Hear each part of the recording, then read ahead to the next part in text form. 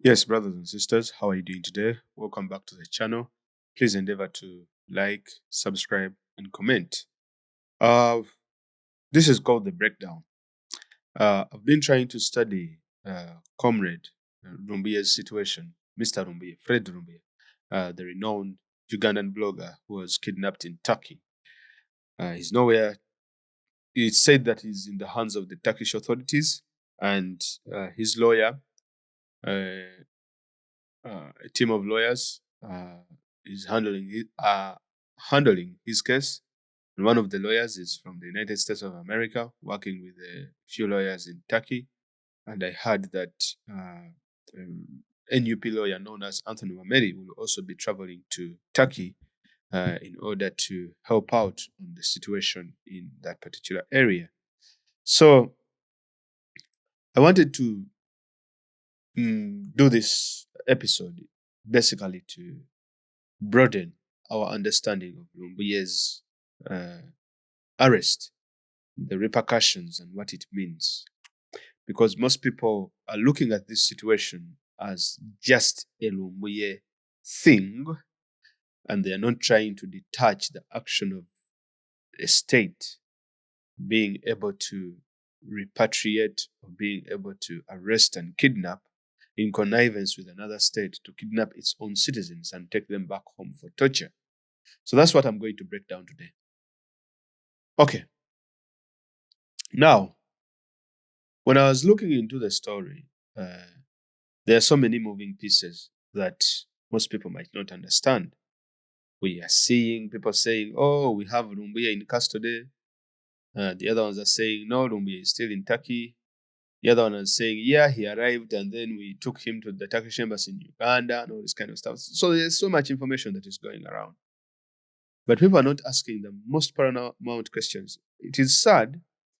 There's this show I listen to every Saturday. It's called The Capital Gang. I was listening. They were talking about maybe it was the naiveness of the host during that time and how he framed the question, as well as maybe because the panel, their response was quite expected. But the way this gentleman framed the question, surrounding everything around Fred, I think that was a narrow and a shallow-minded kind of way on looking at the particular issue.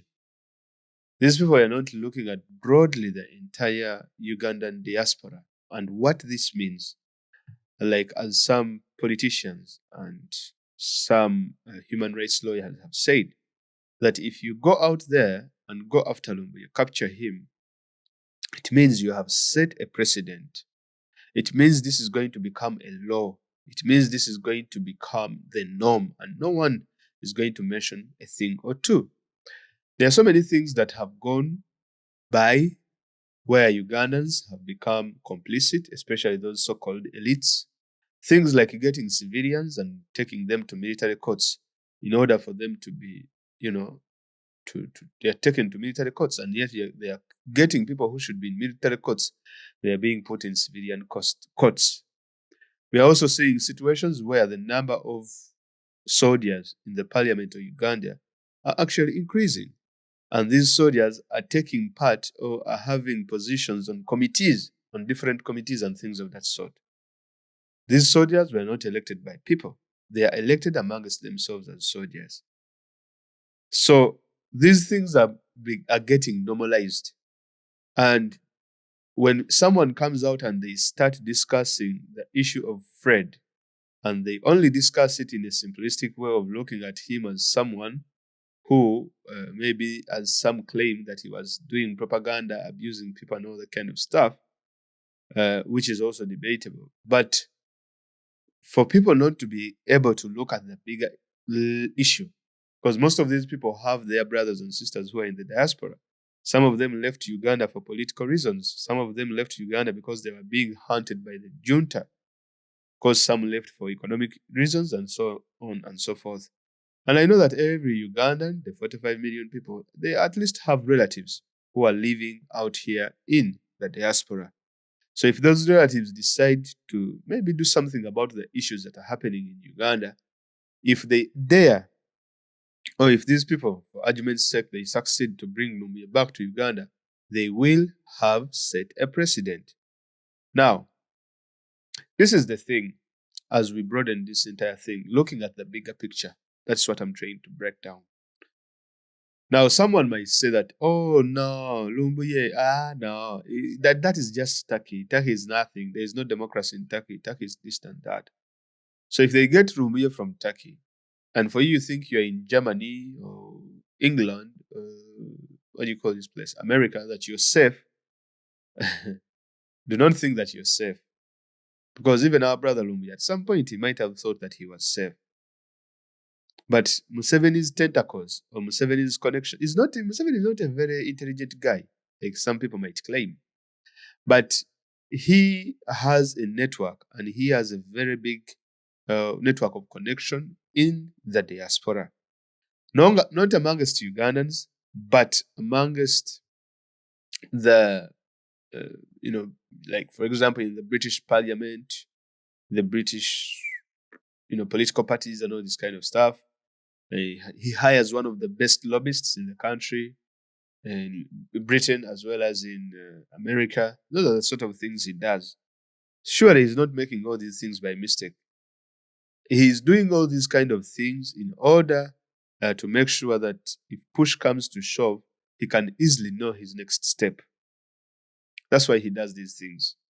And now what we see here is that whereas brothers and sisters on ground in Uganda have been subdued, like literally it is very hard to protest these days, and it is very hard to run anything in order to fight Museveni.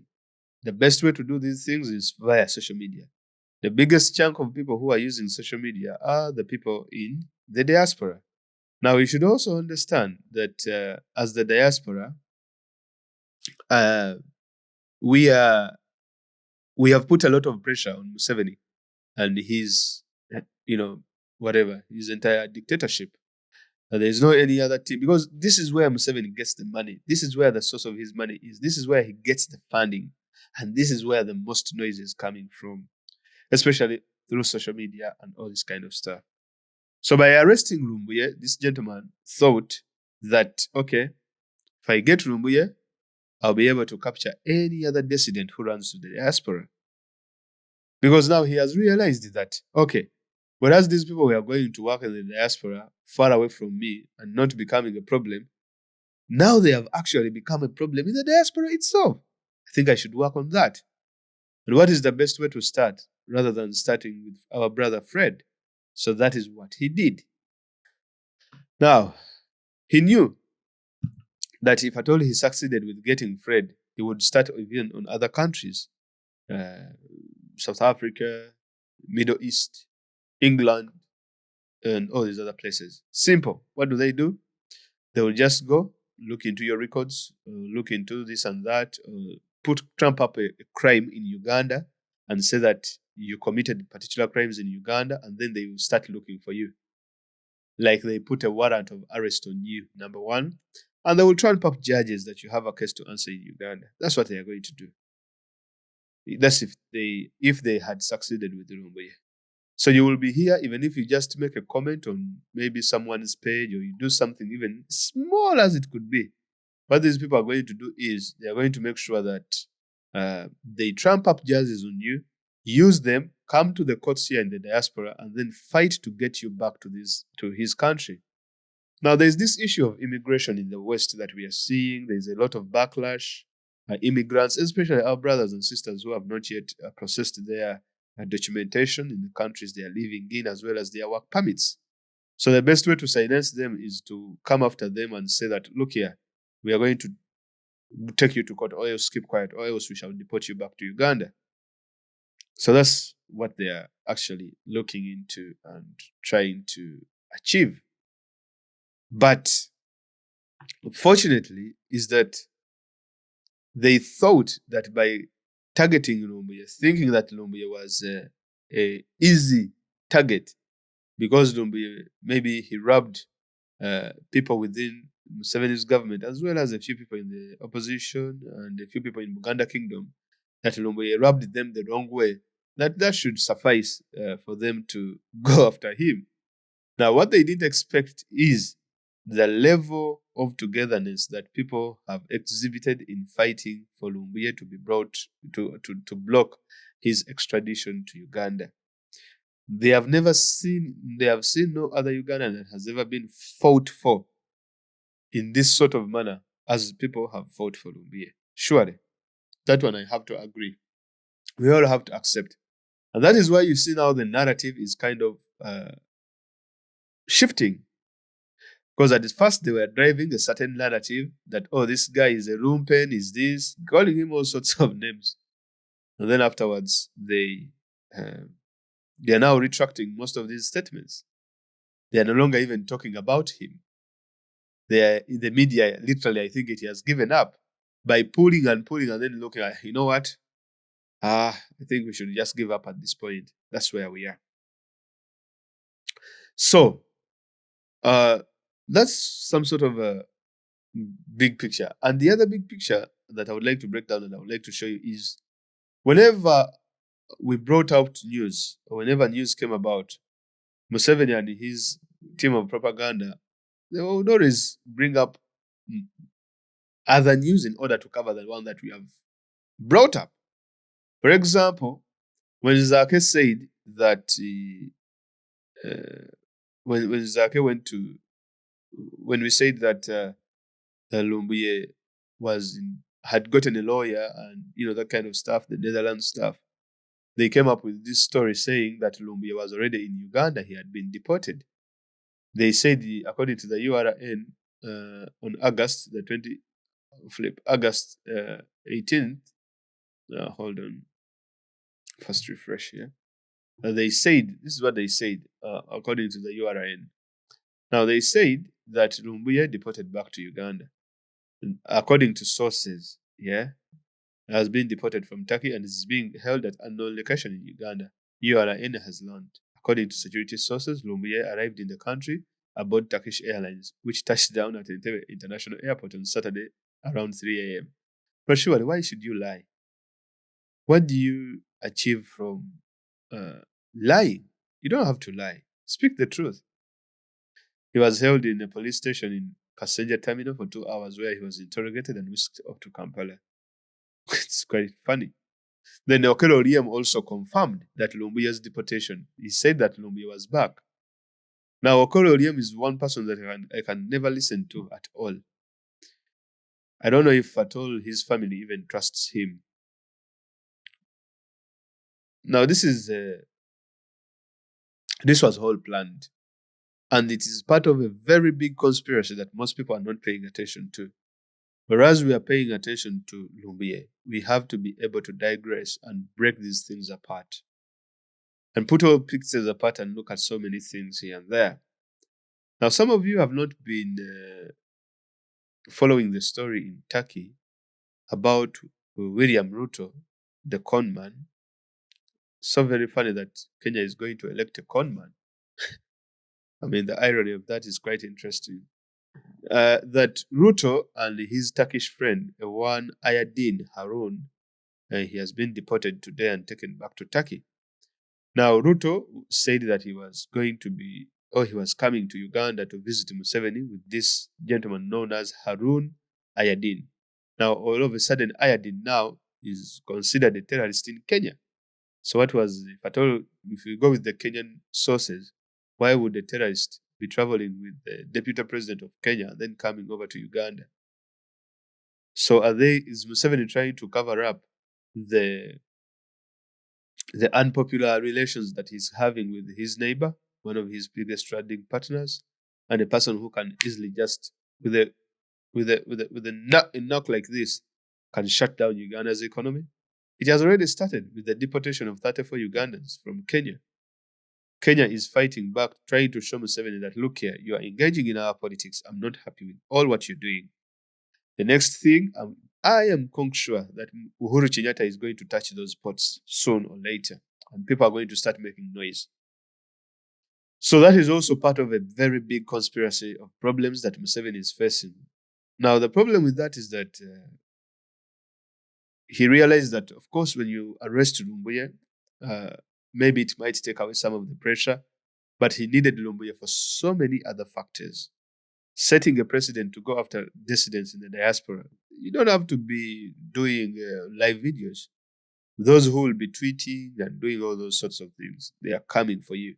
Even if you left Uganda in the 60s or 70s or 80s and you're a dissident, they are coming for you.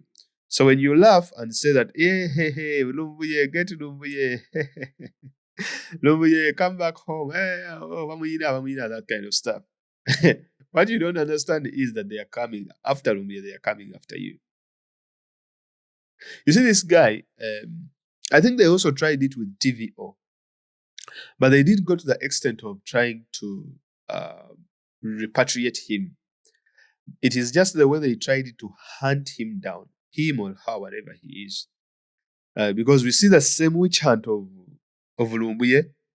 It has a bit of undertones of the witch hunt that we had with one TVO.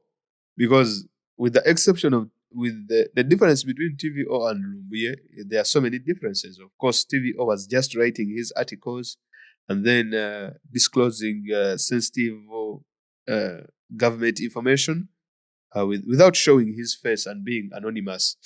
There's even a case between the TVO versus, I think, Muwema that was taken to the courts of law here somewhere in Ireland, where Muwema actually took TVO to the courts in Ireland, asking the courts in Ireland to reveal, asking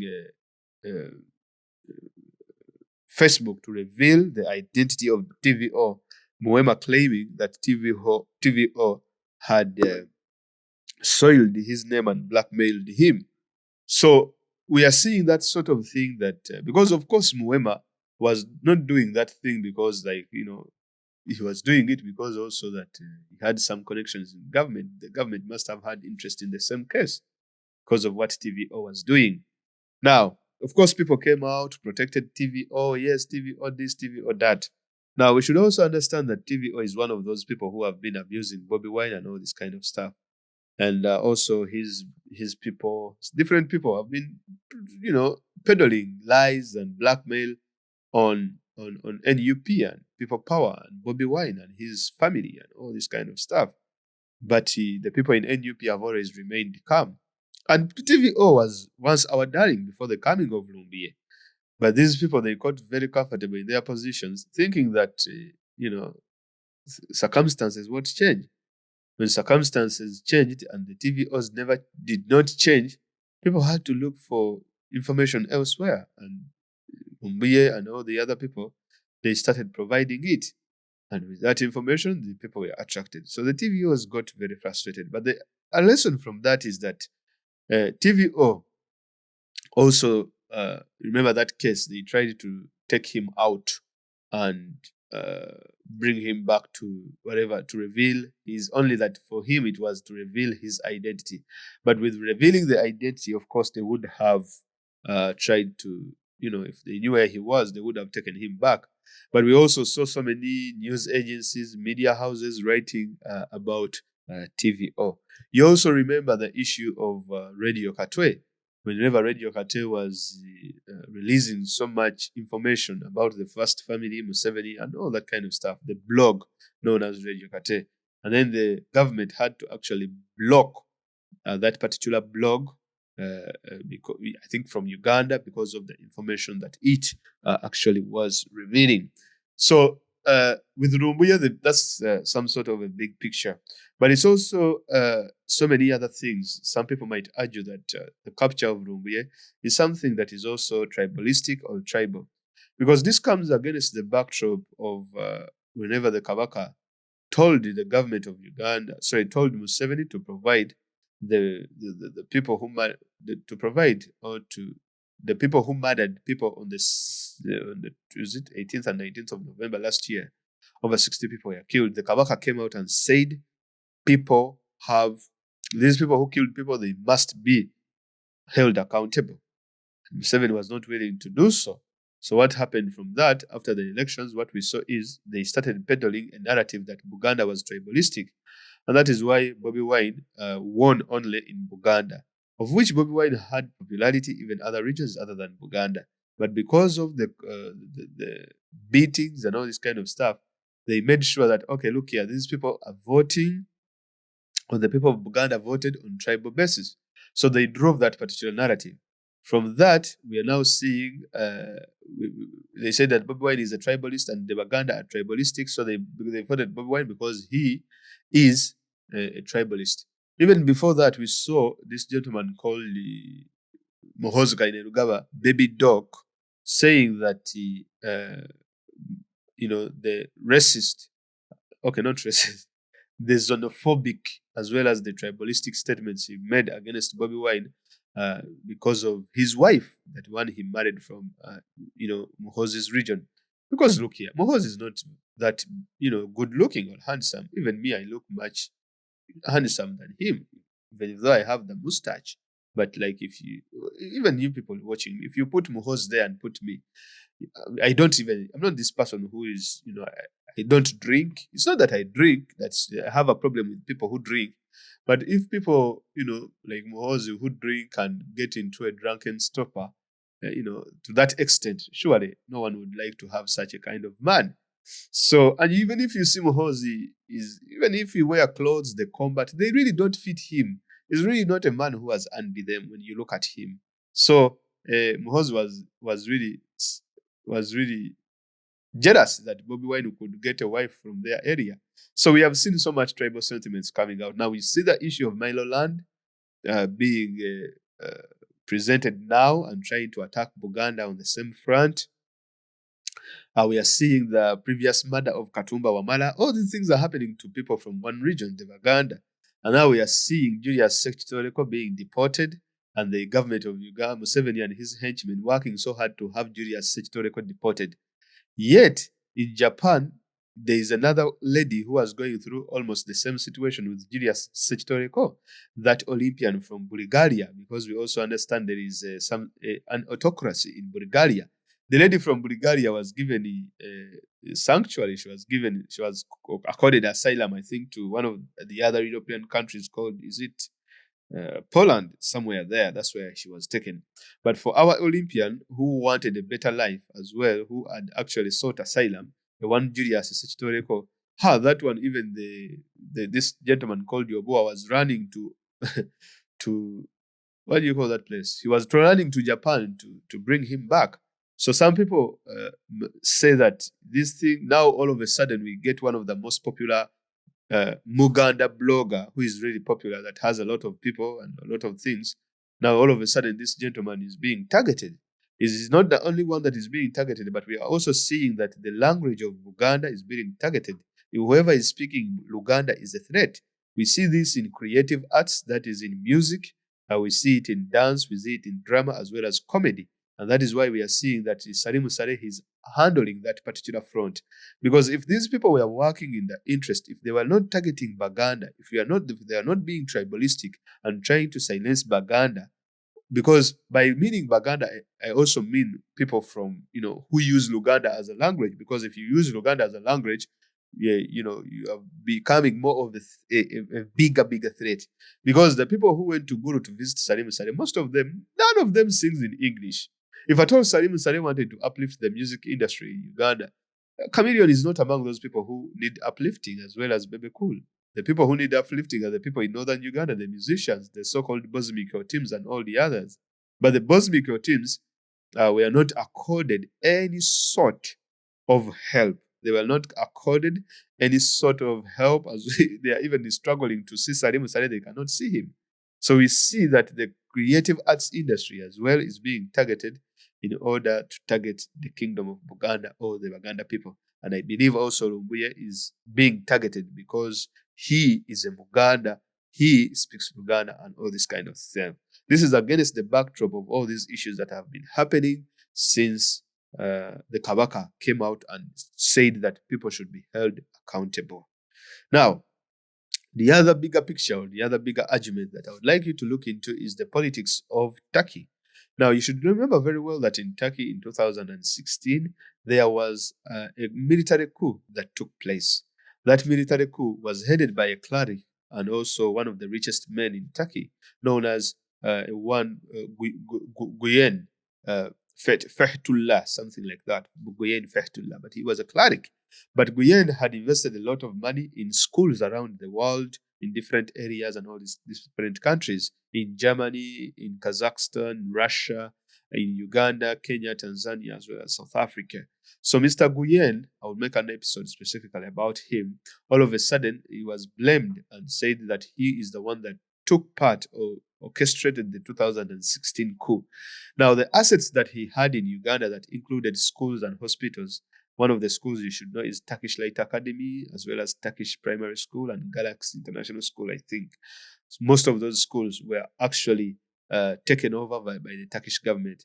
And we see that just a month before the coup took place, Erdogan had visited Uganda in efforts to neutralize Gulen's interests in Africa, especially where they had these so-called Turkish schools in different parts of the country, in different parts of East Africa.